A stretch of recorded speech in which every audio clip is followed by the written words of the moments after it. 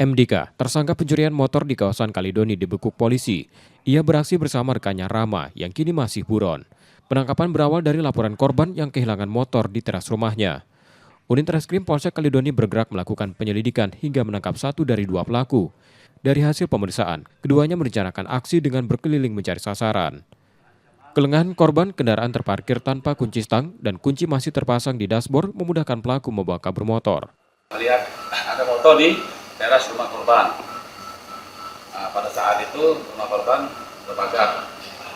Jadi oleh tersangka Adika agar dibuka secara perlahan dan agar mereka masuk. Nah, untuk tersangka Rama DPO menunggu di luar, tersangka yang eksekusi. Untuk keterangan tersangka, versi tersangka, motor tersebut tidak dikunci stang. Lalu oleh tersangka didorong ke depan. Pelaku diketahui residivis kasus pelecehan dan juga terlibat pencurian kendaraan motor di sedikitnya 10 lokasi berbeda. Karena perbuatannya, tersangka kembali harus mendekam di tahanan Polsek Kaledoni. Muklas Diferensial, Kompas TV, Palembang, Sumatera Selatan.